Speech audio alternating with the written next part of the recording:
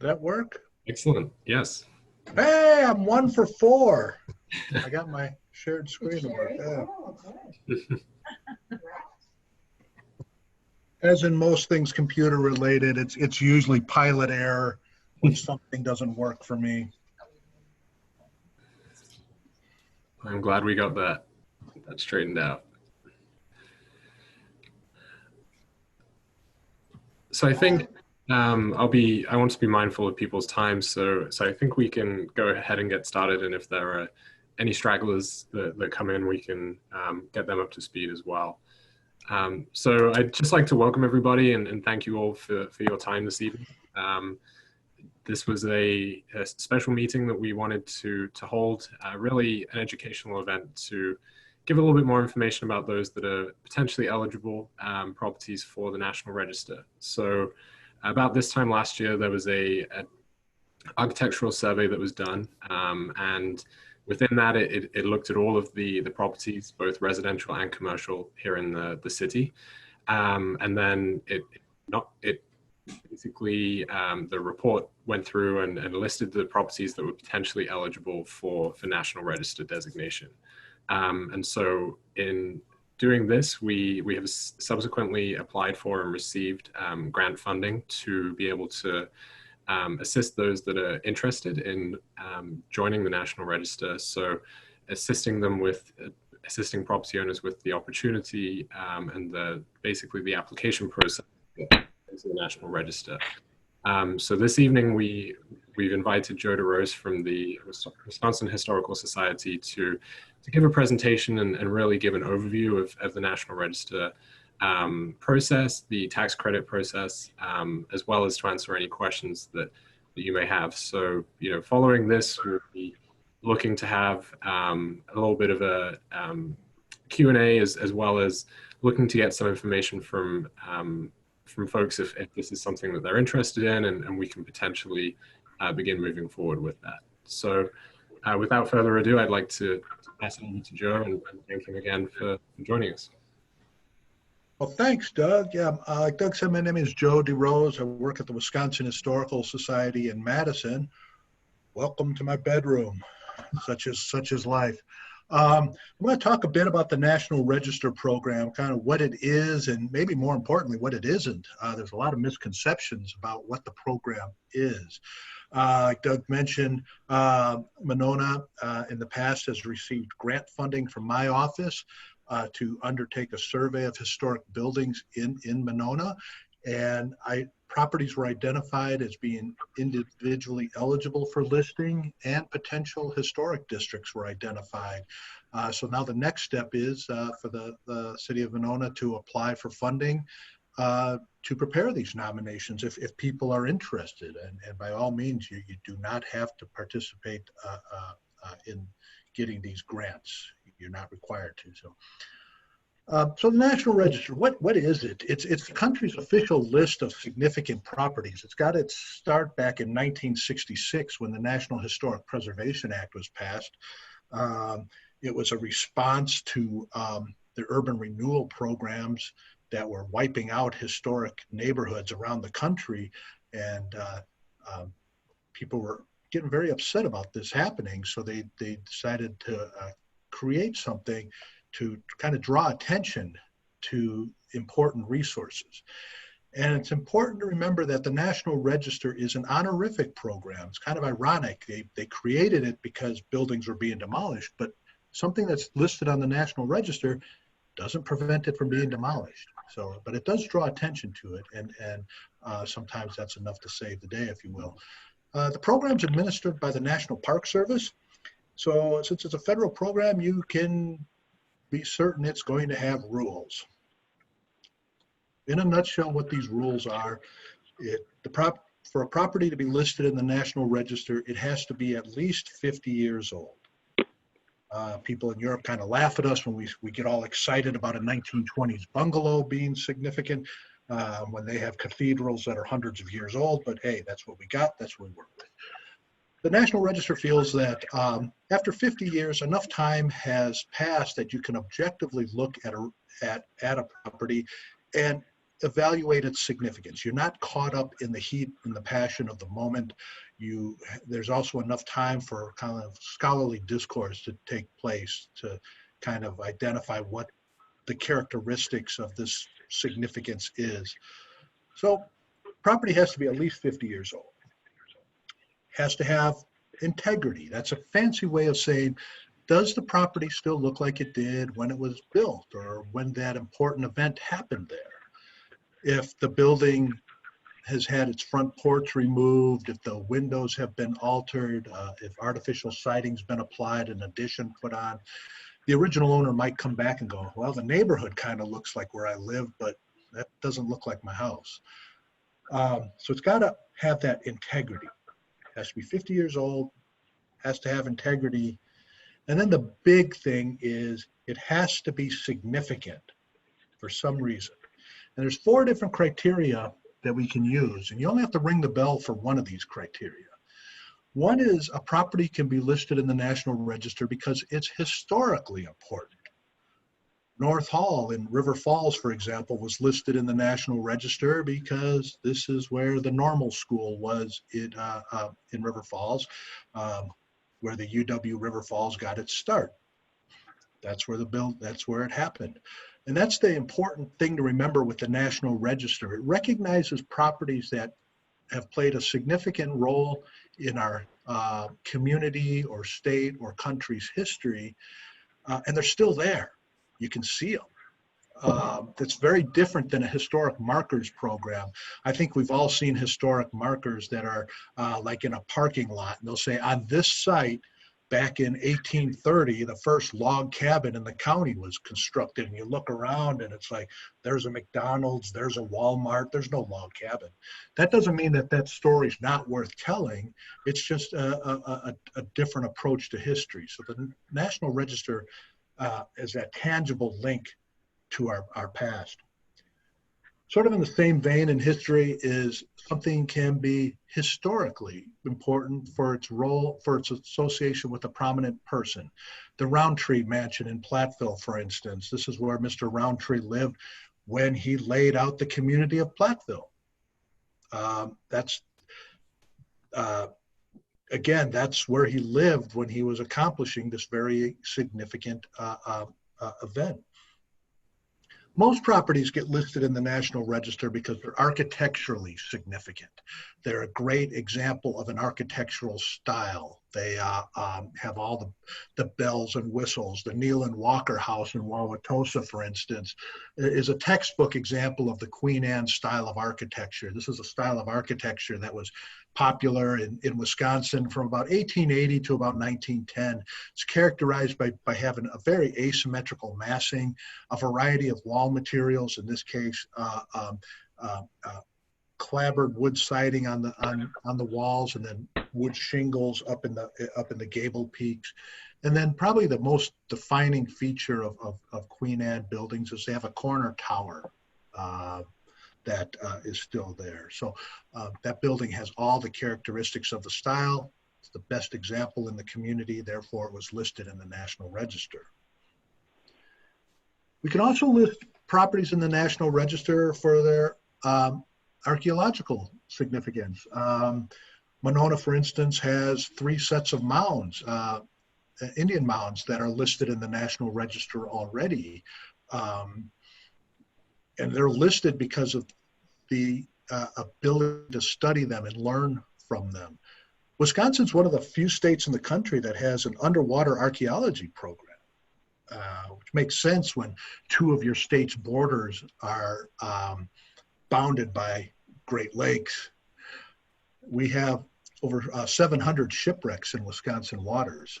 And you might wonder how that pile of wood on the bottom of Lake Michigan has architectural integrity.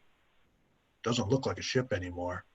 It's a valid point, but you got to remember with these shipwrecks, the vast majority of them were constructed in the 1800s to around the turn of the century. And when they were constructed, they weren't constructed from blueprints, at least any blueprints that survive.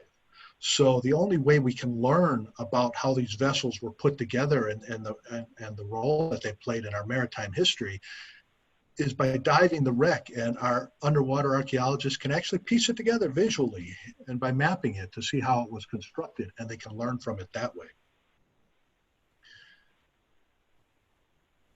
In Monona, several historic districts were identified. Probably the biggest one, I believe, is Frost Woods. And a historic district, it's the collective whole that is significant. The individual resources, they may be pretty typical that you might find in the neighborhood, but it's that neighborhood is very different than the surrounding area, either by the era of construction of the buildings, the way they're sited, the street patterns, what have you.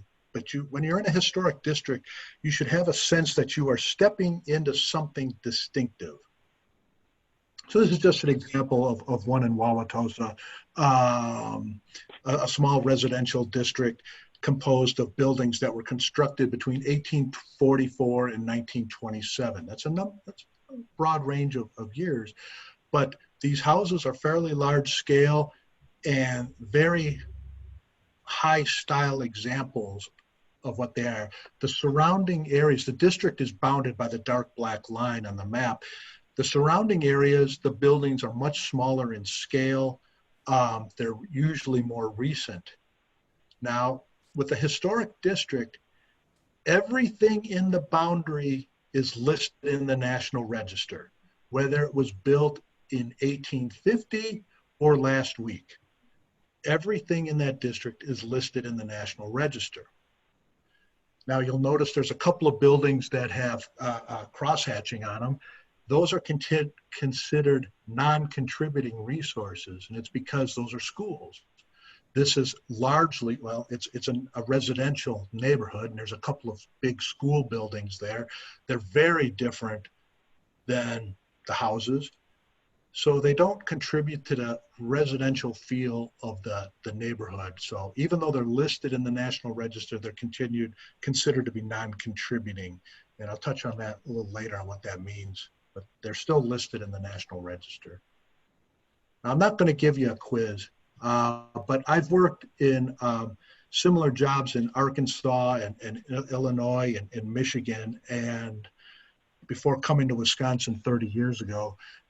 And I've heard a variety of myths about the National Register. No matter what state I'm in, these things keep popping up. And you folks have undoubtedly heard some of these as well.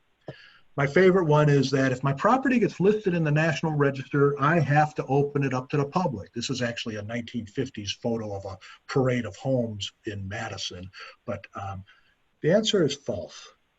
It's private property. You do not have to open it for tours. I think where this might have gained some traction is some communities, as a way of promoting the history of an area, will develop walking tour brochures of a historic district that kind of showcase the neighborhood.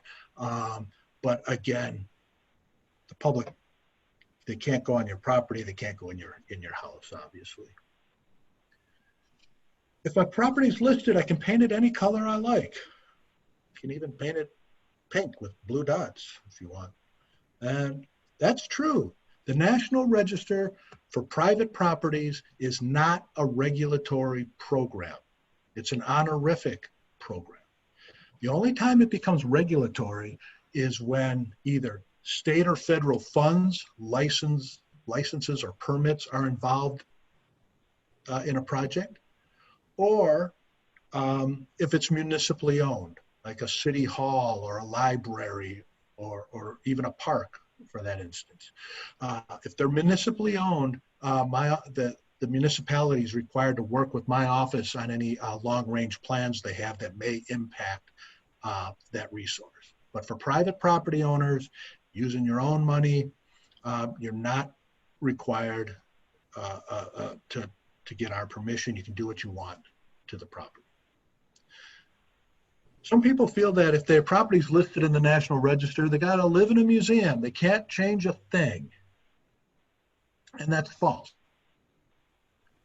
It's private property. You may do what you wish. Like I said, as far as the National Register is concerned, as long as you're not using any state or federal funds, permits, or license, do what you want with it. I mean, you still need building permits, obviously. I could see Doug going, oh, no, they're saying they don't need a building permit. No, you still have to follow local regulations, obviously.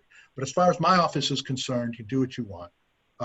So for instance, an example of this would be a lot of times housing and urban development, it's a federal agency. They provide funding for people to make their homes more energy efficient. That's federal money. That work needs to come to my office before it can be undertaken.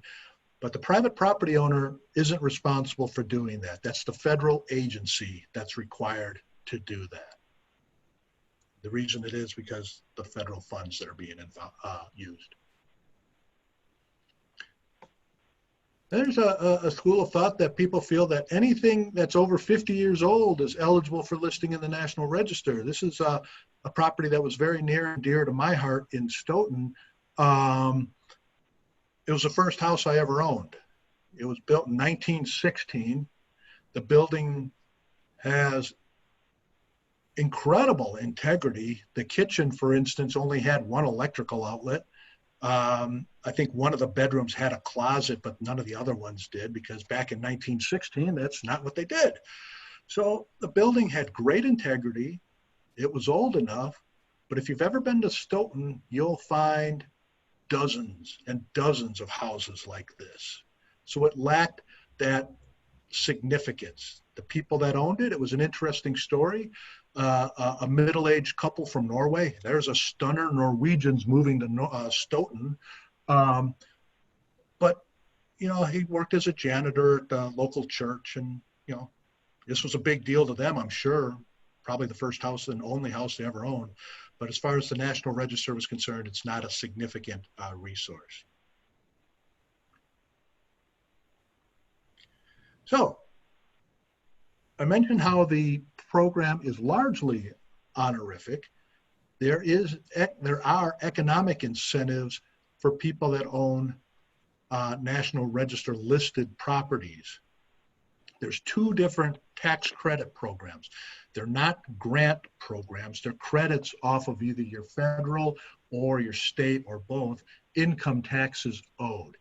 Now, these programs aren't going to work for everybody, but if you're considering doing work on a building, it pays to take a look and see if you might qualify for this. Our website's on the bottom there. It's wisconsinhistory.org. And in the search box, just put the phrase tax credits and you'll get pages of information on it. There's two different programs. One is for income producing properties. The building up on the left there, that's formerly a bank building, but it became a chocolate shop. Kind of what we routinely think of when we think of an income producing property, a commercial property. But other things that generate income can be industrial, farming, bed and breakfasts, duplexes, rental properties, things like that. To qualify for the program, the property has to be listed in the National Register of Historic Places or eligible for listing, and you have to get your project approved before you start the work, and that's a key for both of these programs. Wisconsin's one of the few states in the country that has a state tax credit for residential properties, and this is pretty cool because it's a program that my office administers, and it's been very effective, and it's for private homes that are either listed in the National Register of Historic Places or individually eligible for listing in the National Register. Now, that report that Doug talked about, I don't know if a copy of that's on the city's website or not. Is it, Doug? It is, yes. Okay, so there's a copy of this survey report that was done last year on the city's website, and there's a section in there that talks about the eligibility of properties, and houses that are identified in that survey as being individually eligible qualify for the state tax credit. It's a 25% credit off of your state income taxes owed. The federal one, as you can see, it's a 20 and 20 credit. For the homeowner's credit, if you own one of those potentially individually eligible houses, you can apply for the tax credit tomorrow. Well, you can apply tonight, but we're not going to look at it till tomorrow. The work that's allowable, you have to spend a minimum of $10,000. And people go, it's a lot of money. And you're right, that is a lot of money. But if you've ever gotten an estimate on how much it costs to roof a building, you'll know that you're going to hit 10 grand pretty quick, if not right out of the gate. Other types of work that qualify are exterior work, such as exterior painting, the repointing of a building, foundation work, things like that. Window repair. It's important to remember this is a preservation tax credit, not a do whatever you want to your old building credit. So if you're thinking of a wholesale window replacement, it's probably not going to work, because we're going to want you to see if you can repair those windows first. But just keep that in mind. On the interior, things are a little more limited. It's more structural, and mechanical. So like putting in a new furnace, air conditioning for this time of year qualifies. Removing the knob and tube wiring, for instance, and updating that qualifies. Putting in fancy kitchen countertops doesn't qualify. So, like I said, you have to spend a minimum of $10,000. It can be phased over several years. There's no limit to the number of projects you can do. So again, it's worth looking into. Now, this credit for the homeowners is not going to work. I'm going to pick on Frostwoods because I know that's the only district I can think of right now. But those historic districts have to be listed in the National Register of Historic Places before you can qualify for the tax credit. Now, even if we started tonight working on a National Register nomination, it's not going to get listed until next fall at the earliest. And there's deadlines that are outside my office's capabilities that lead to that delay. But it's something to work towards, but it's not going to happen overnight. I can't stress that enough.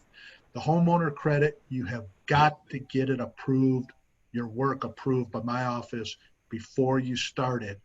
Otherwise, you forfeit the credit. Every week we get phone calls in, I just put on a new roof. It's just like the old one. Can I get the credit? And I go, I'm sorry, you didn't apply. And then I hold the phone away because they start screaming and yelling. I didn't make the rules, but that's what they are. Now, it's important to remember, I think some of these myths come about because people confuse different programs. There's two main programs. There's the National and State Registers of Historic Places. They're parallel programs administered by my office. That's on the left-hand side. There's local landmark designation. That's on the right-hand side. That's administered by the City of Monona and their Historic Preservation Commission. My left-hand column, we're the Wisconsin Historical Society. We operate under state and federal law.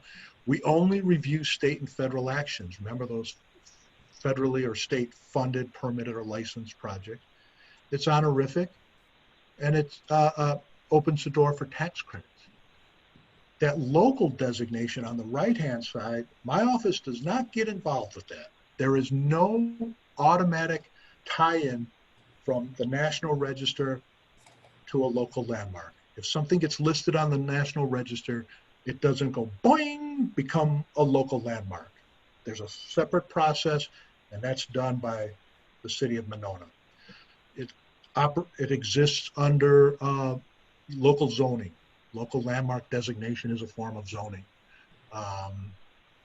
And that does require the local commission to review work before it's undertaken. But it's important that that is not part of the National Register listing. So just a few things for your interest. Again, if you haven't noticed our website, which happens to be on every stinking slide, there it is again. But it's a wealth of information. One of the things that could be of a lot of interest as we are largely homebound this because of COVID, is we have a architecture and history inventory online, and we have over 150,000 buildings in the state of Wisconsin on this inventory, including hundreds in the city of Monona. You can search it by community, you can search it by street address, architectural style, and you can learn more about the history of that building. And if you know of information to that database, what happened? Lost my screen, Doug. I see that. Seems to be, is it going back?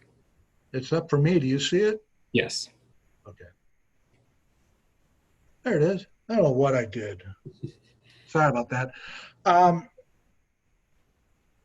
So if you find corrections or updates to that inventory, my email address is at the bottom of the page. In that inventory, you can send it directly to me and I'll make the changes and they'll show up the next day when our website refreshes. We have almost 30,000 buildings already listed in the National Register in Wisconsin, and you can go to that database, and again, you can search it to learn about buildings. If you're interested in Superior, Milwaukee, Marinette, anywhere in the state. And then even if the house you own is 5 years old, we have information for property owners, pages and pages of how do I make my home more energy efficient. I can't get paint to stick on the exterior of my building. What could be causing that? We have information on that. How do I tuck point brick effectively? You name it, we probably have it on those pages.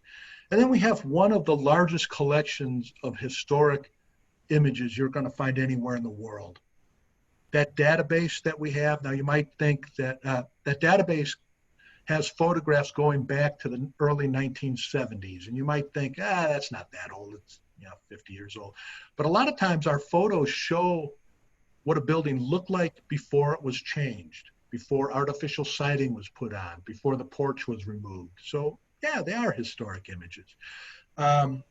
So that's all that I had. I covered a lot of stuff. If questions arise in the middle of the night, contact Doug. He knows how to get a hold of me.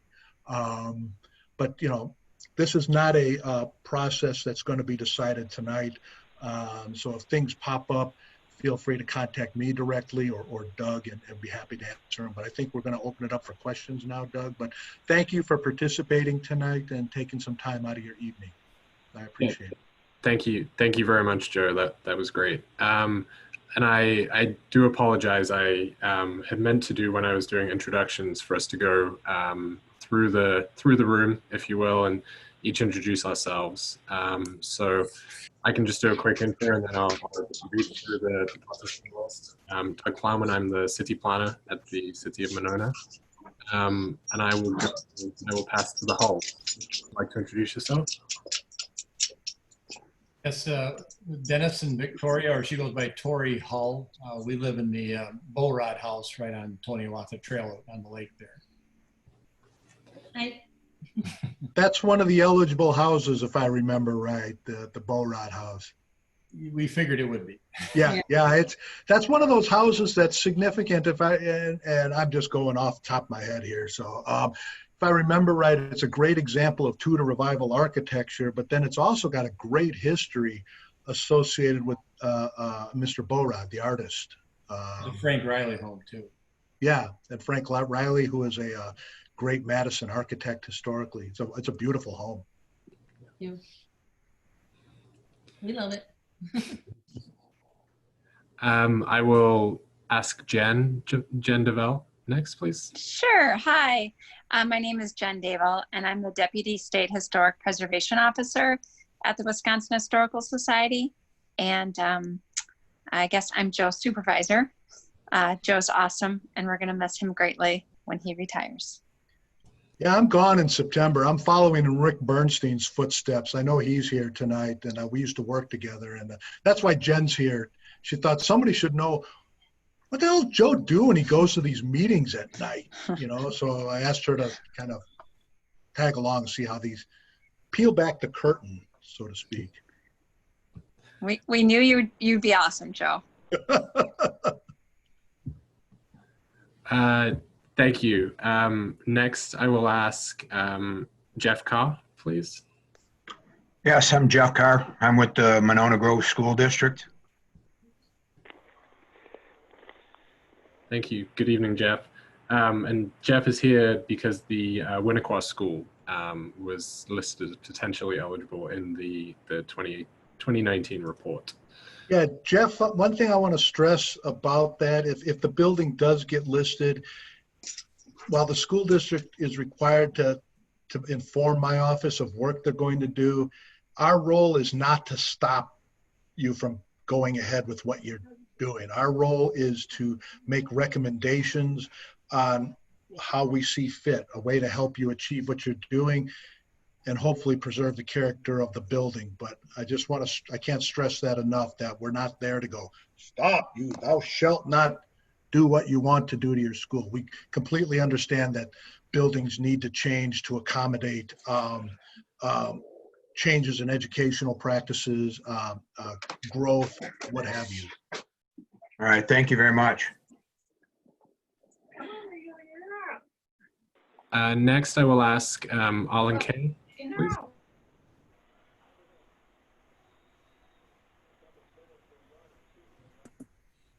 You still there, Arlen?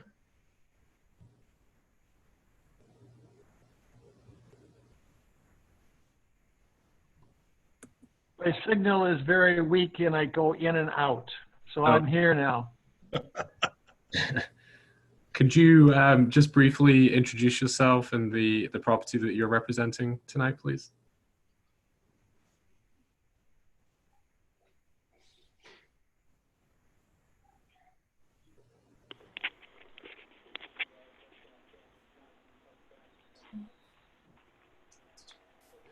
Seems like we're having some technical challenges here with Arlen. I know, I spoke to him yesterday, actually. I know he's with the, or is affiliated with the Restore building, the Habitat for Humanity, the Coles building on Monona Drive. We'll see if his connection gets a little bit better here. Well, Arlen's exceedingly modest. He's a practicing architect, and in Wisconsin, he's probably the godfather of historic preservation in the state. He's been doing this a long time and was one of the first ones to really recognize the importance of maintaining historic resources. And I see that he appears to be trying to rejoin the meeting, dropping in and out. So we will possibly have him do a little introduction when he's back in. I see Christine. I don't see a second name there. Would you like to introduce yourself? Sure. I'm Christine Barth, and my parents own the Charles Fix House. And I'm on the call tonight just to get more information. Thanks. Great. Thank you for joining us. Rick Bernstein, would you like to introduce yourself? Thanks. Yeah. My name's Rick Bernstein. I'm on the Landmarks Commission. And I used to work at the State Historical Society with Jen and Joe. Joe, I'll make it to your retirement party if I can. I don't know if we're having one. I know. One thing I wanted to mention is that there's a second school that's also eligible, the Nichols School. So either one of those or both could be nominated to the National Register with this grant that we have. So something to keep in mind. Thank you, Rick. And finally, I believe that we have Bill Thomas on the line.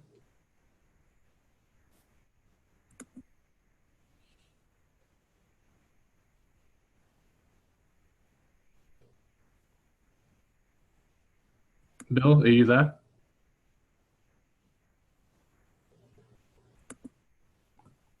I see that he had dialed in.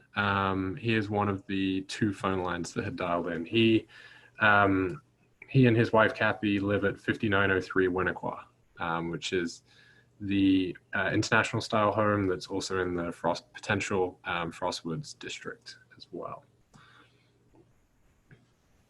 So I think, Arlen, if you're back, if you'd like to do an introduction. Joe had some very nice things to say about you, but if you'd like to introduce yourself.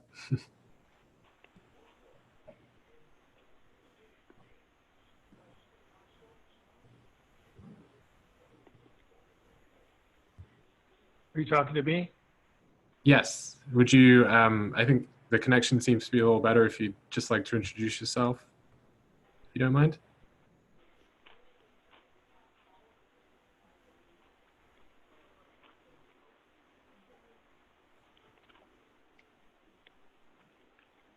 Seems like we're still having some issues there. Well, I think I caught everybody that's on the line. Thank you again for joining us. If we can move into the Q&A section, if you have questions you would like to put to Joe, then I think now would be the time to do it.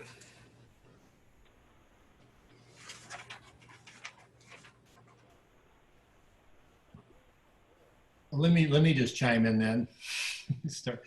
I think, you know, a lot of us, or I can obviously only speak for ourselves, whatever, but we're always concerned about the constraints that sometimes come up once you want to make a property eligible. And that we did a pretty major project here about 14 years ago, and I know that was, we were contemplating doing something through the historical part, but we also, I think if anybody knows what we did, really tried to maintain the integrity, but we just felt like you might get kind of caught, you know, by trying to go through this process. So we avoided it, even though we could have maybe gotten some tax credits for it. And so I think these kinds of meetings are helpful as far as maybe getting people to not be as afraid of it. Because like I said, that did happen to us, and why we kind of avoided it. We spent a significant amount of money when we did our particular update. Yeah, Dennis, what I would recommend doing, and maybe you did this back then, but you know, if people are contemplating doing work on their property, you know, give our staff a call and just bounce the idea off of us. And if we say, no, we wouldn't allow you to do that, and then you'd say, okay, well, thank you. I'm still going to do it. I'm just not going to apply for the tax credits, you know. So if your property's, and I'm going to pick on you because you spoke up first. Let's say the Beaurod House does get listed in the National Register of Historic Places. In the future, let's say you wanted to do another significant project. You would not have to notify my office if you are undertaking, if you're using your own money. If for some reason you're getting federal money or state money to do the project, then you would need, our office would chime in on what you're doing. But like I said with Mr. Carr, our job is not to stop you from doing what you wish to do with your building. It's to try to work with you to do accomplish what you're trying to accomplish, but still keep the character of the building. But that's only if there's state or federal funds, permits, or licenses. If you're just doing it on your own, you're not required to contact us. Can I chime in too? Oh, sorry. The worst thing that would happen is, let's say you added two more stories to your house, something outrageous like that. And my office found out about it. The worst that we could do would be take you off the National Register. There is no fines. You're looking at 1/3 of the staff for the National Register in Wisconsin. Even if I wanted to, I couldn't go and police 30,000 buildings around the state of Wisconsin. So, you know, you're free to do what you wish with it. And like I said, the worst that would happen is we would take you off the register. But even that happens very rarely because we got better things to do than clean up the National Register. Yeah, Jen, does that answer your question, Dennis? Yeah, and like I said, it sounds like you guys are definitely something not to be afraid of to get input. Because sometimes if you ask that question, you're afraid of, oh, now they know, type Yeah. thing, and now you're on the radar, type Yeah. thing. I was just going to add, so before the deputy position, I was a tax credit reviewer. I'm a licensed architect, and I did that for 10 years. And what I always told people is that we're here to help. We're here to be a resource for building owners and homeowners across the state of Wisconsin. So if you have questions, how do I appropriately, do whatever to your house, you can always call and ask us. And that's with or without applying for tax credits, right? So I want everybody to think of us as a resource. And also, I agree with Joe. If you just have questions about if a project might go for tax credits, give us a call and we can walk you through it. And if you guys just decide that, no, it's not for us, that's fine. It's a voluntary program. Okay.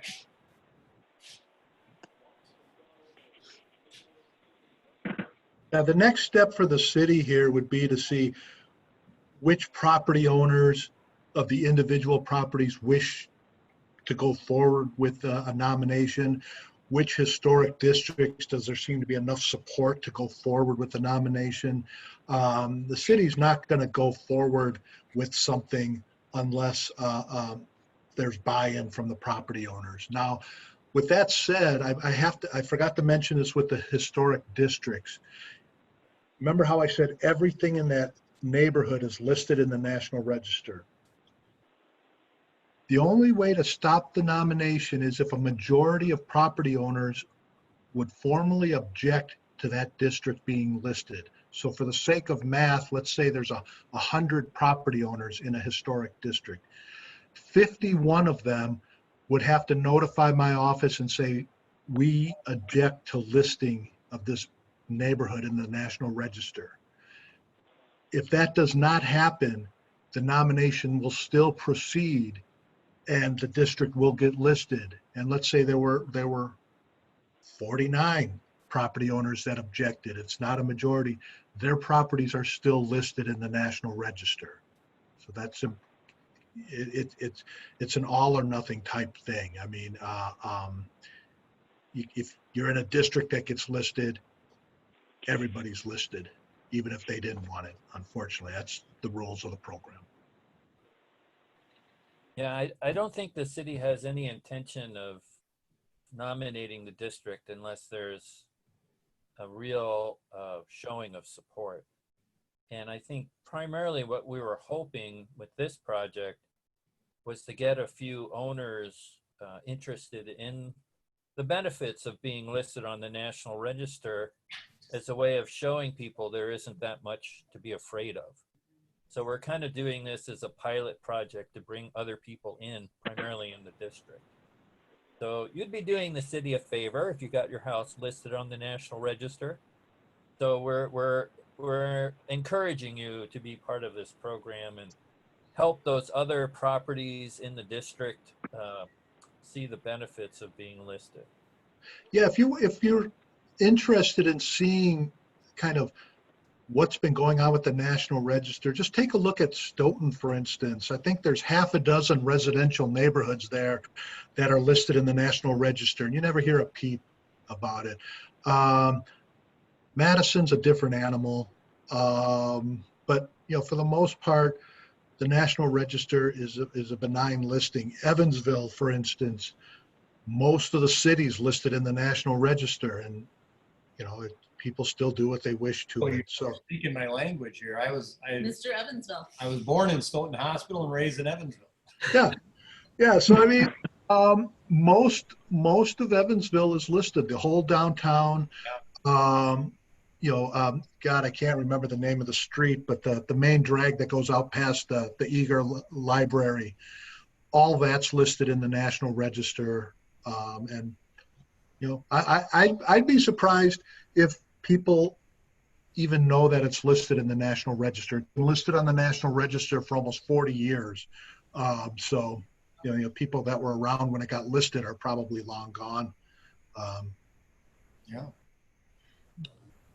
Joe, I have a question that in speaking to owners of the potentially eligible properties, a common theme that came up was a concern about the potential marketability of the home were it to be listed, or the property, and any, I think it's a perception around the restrictions, but also if you could talk to that a little bit, but also the the prestige or anything like that, but also, is there a way to remove the property potentially, if that were the wish of, say, the new owner or something like that? Yeah, those are all good questions, Doug, and things I've heard a lot. Once a property gets listed in the National Register, it stays listed. The only way it gets removed is if it's lost the characteristics for which it was listed. Adding 2 more stories onto the bow rod house, for instance, or a fire where it burns the building down, that's more common, then we take it off the National Register. But a property owner, if they say, I don't like this, that, I hate to sound cruel, but doesn't matter. It's still listed. The marketability one, this is one that I lived through firsthand. That house I showed in Stoughton, while it wasn't individually eligible for the National Register, it was in a historic district. And when I sold it, I marketed it as a historic home. And I had a realtor come to me and say, why are you doing that? And I was like, because there's people out there that are interested in historic resources. These are things that are distinctive. They're not a dime a dozen. They have character. And she's like, no, it's a restrictive program. And I'm like, no, it's not. And she kept telling me, yes, it is. And finally, I played my trump card. I said, I work with the program.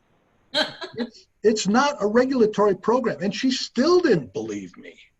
But, that's the biggest thing. People think it's restrictive, and it's not. And like I said, there is a market for National Register properties out there. Now, when you get into Monona, I'm not going to say it's the only thing to market. People are interested in schools, the proximity to their work, the livability of the community, what have you. All of those are very important items, but the historic character is something else, and there's going to be people that are turned off by it. New is better. To me, there is no such thing as a maintenance-free home. Hell, I built a home and I was doing maintenance on it within 6 months because things broke.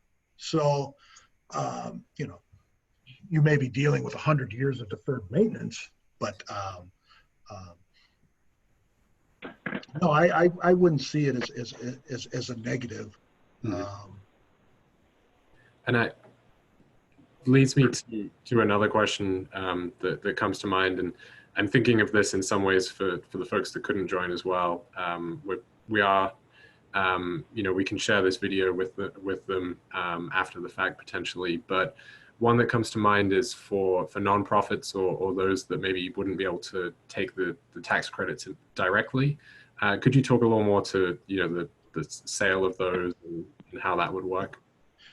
No, I'm going to turn it over to Jen if Jen Davo is still here, because my knowledge is that you can sell the tax credits. That's what nonprofits are able to do, and that's the extent of my knowledge. So I'm going to turn it over to Jen. Sure. The homeowners' income tax credits are not transferable, or you can't sell them. So just that's it. So if you can't use them yourself, then you can't sell them. You also can't transfer them to the next owner. For the income producing program, the state of Wisconsin 20% credits are transferable. The federal credits are not. And that's why in the state of Wisconsin, a nonprofit, a 501c3, can apply for those income tax credit, income producing tax credits and sell them. So that answers your question. It does, yes. Okay. Thank you. Yeah. Jen, this is Arlen Kai. Just add in there that if you do take the tax credits, how long does the person have to own that property and not lose tax credits? Yep, that's a great question. 5 years. 5 years from the time that we approve the work, when it's all done. There's one form you fill out and send in to us with pictures. And so it's 5 years from that date. You need to own the building. If you sell it less than 5 years, you have to repay 20% of the credit per year less than 5 years. And I think the state, this homeowners program started in 1992. And I'm told that the legislature did that because they didn't want this program to be used for flipping houses. So they really wanted it to be for homeowners, that this is their home. So I think that's the reason why. Again, this is Arlen Kai, representing Habitat for Humanity, who owns the Kohl's store on North Monona Drive. They are very concerned about the future, that say 20 years from now, that they want to sell the property. And the future owner says, hey, this is a great spot for apartments. Monona needs more apartments and they need less commercial. So this puts it on the block for demolition. What impediment would the new buyer have as far as demolishing the building? Yeah, it's a great question, Arlen. It's kind of twofold. First is if the property is listed in the National Register, the city of Monona is required to notify my office when a demolition permit comes in.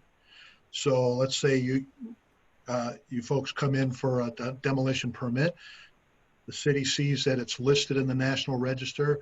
They notify my office, and this triggers a 30-day window for us to come in and photograph the building on the inside and out. Most of the time, we also have the option of waiving that 30 days. And most of the time we waive the notice because we have pictures from the survey, we have pictures from the National Register nomination, the building hasn't changed in 20 years. So we just say, okay, our photos are good enough, we waive it. That 30-day period is not designed to try and find another use or to stop the demolition. It's purely to allow the Wisconsin Historical Society to photograph the building. Now, I said it was twofold. That's the city's responsibility. If those apartments are going to be built with community development block grant money or housing and urban development money or name some other federal agency, that federal agency is required to notify our office. Remember, we review state and federal projects. Now, we're going to review that if there's state or federal involvement. We're going to say, is there a way to incorporate this building into the new design? Can it be moved? We want you to explore other options before the wrecking ball hits. At the end of the day, the wrecking ball can still hit it. That's the important thing to remember. The rules state we have the opportunity to comment on what's happening, and we try to find other uses for the building that maybe you didn't think of, but it's all part of the process. Okay, again, that question now goes to the city of Monona. What do they do with this landmark that has a demo permit with a new owner? So and this gets to the point that Joe made earlier of the two sides, the state and national and then the local designation. If this property is locally landmarked, then there would be it would fall within the historic preservation, the landmark ordinance effectively. And there is kind of a process there for a demolition request. So if it is locally landmarked, then that would be the case regardless of if it is on the National Register. Conversely, if it's on the National Register and not locally landmarked, then it would be, basically pulling a demolition permit as you would anywhere else in the city. Yeah, correct me if I'm wrong, Doug, but let's say it was designated as a local landmark by the city of Monona per your ordinance, and the owner wants to demolish it. That demolition permit is going to come before the Landmarks Commission. They can either approve the demolition permit or they can deny the demolition permit. If they deny it, the property owner has the ability to appeal that decision to the city council, do they not? That's correct. Yes. Right. So the final decision will not lie with the Landmarks Commission. It'll lie with city council. So Arlen, again, it's a process, and that's the steps that would, if it was designated as a local landmark by the city, that's the process that would happen if they wanted to demolish it. And this, just to jump in, I believe that this property is not actually locally landmarked. The Coles building, the restore building. So at this point, it wouldn't be sort of fall within that local historic preservation ordinance at this time. Okay. Thank you. These are rhetorical questions, as I'm very familiar with the answers that you're having, but I think everybody should know these the mythology that's out there that you can't tear anything down. Yep.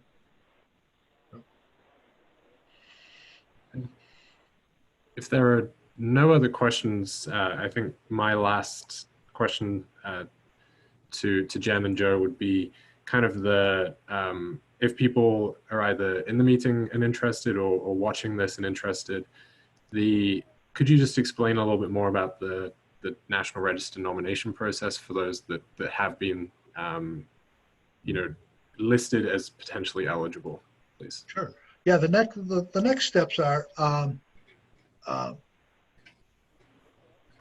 National Register nomination is a detailed document. Think of back when you were in high school and you wrote a term paper on a subject. That's kind of a National Register nomination. You're doing a persuasive document on why this property is significant. And it's very detailed. I mean, there are dozens of bulletins that tell you how to fill out the damn form. So unless you do this on a daily basis, individuals will just, So usually they hire a consultant. It's like going to H&R Block to get your taxes done. You pay a fee, get it done, boom, you're on your way. So because there is a cost for this, the city can apply for a grant from my office to hire a consultant to do these nominations, to save the property owner the money. So the actual nomination itself gets prepared. It gets submitted to my office. Once it gets into my office, it gets placed in a queue. Remember, there's only 3 of us that do this in Wisconsin, and we have a backlog. So the reason there's this backlog is because we're just one piece of the pie. These nominations come in and they have to be approved by a governor-appointed board called the State Historic Preservation Review Board. This is a governor-appointed board of experts in architecture, history, and anthropology. It's a 15-member board. They only meet 4 times a year. So right there is kind of a backlog. These groups only meet 4 times a year. They can deal with maybe 10 or 12 nominations at a crack. And so remember when I said, even if you turned in a nomination tonight, our next review board agenda is in August, and you might go, oh, good, I can be on the August agenda. No, there's a big line of people in front of you. The next agenda is in January. Again, probably not. So now you're looking at, or February, I should say. The next agenda after that is in May. That's realistic. So that, even if you got in a nomination today, the earliest that Preservation Review Board would look at it would be in May. And that's assuming that my office, when we reviewed it, had no concerns with it whatsoever. So that's why I'd say it's usually about a 1.5-year process. We review it. It goes before the state review board that meets 4 times a year. When they approve it, it then gets sent on to the National Park Service, and they're the ones that formally list the property in the National Register. They'll send a letter to the owner saying, congrats, your property's listed in the National Register. From the time it starts until that letter gets to you, usually about a 1.5 years, give or take a month or 2 here or there. So Thank you. Yeah. I have a question about the recording. Where will that be available? We will be able to put this up on the city's YouTube, the My Monona YouTube channel, where you would find the city council meetings, plan commission, and the like. Okay, thank you. And Christine, if you said you were here for your parents, feel free to, if they have other questions, Doug has my contact information. Feel free to email them to me. You can call me by phone, but because we're working remotely a lot, email works best. But if they have questions or concerns, by all means, have them get in touch with us. Okay, thank you. Yeah.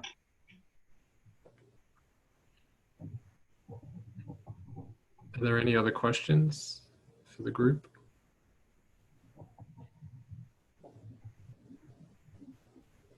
Mr. Plowman, this is Arlen Kai again. Mm-hmm. When do we need to let you know that the owners are interested in having this proceed forward with nomination? Good question. I'm working with the Landmarks Commission right now, sort of on the next steps moving forward.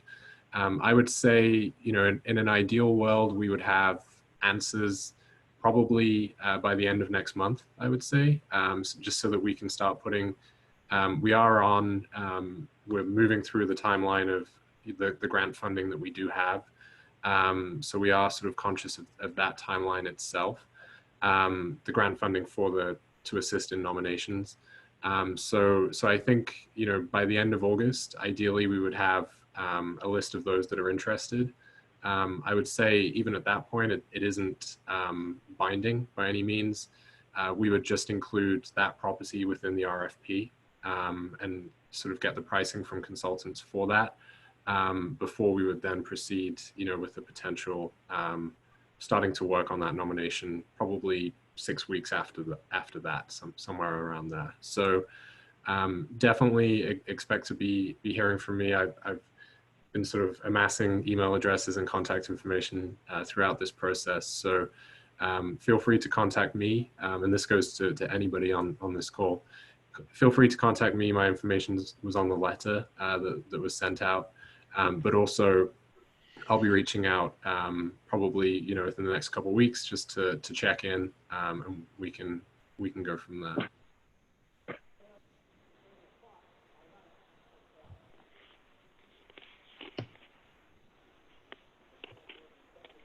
Well, Doug, thanks for setting this up. I appreciate it. And if I don't see you again, I've enjoyed working with you. And, yes. I'm excited on the direction Monona's going. You have wonderful building stock in the community. And I think there's a lot of interest in the history of the community. And I'm excited on where you're going. Thank you very much. And I really appreciate the time, both Joe and Jen, thank you for joining us. And yes, thank you. I'm sure we'll be in touch, Joe, but if not, happy retirement. Oh, you bet, man. Big brother help, Enjoy. guys. Thank you. We'll talk to you later then, Doug. I think we are interested, but Excellent. if there's any specifics, we can talk That's- later. That sounds good. This was very informative. Thank you very much. Sure. Good to hear. Thank Good. you. Thank you, guys. everybody. Thank you. Appreciate it. Thanks.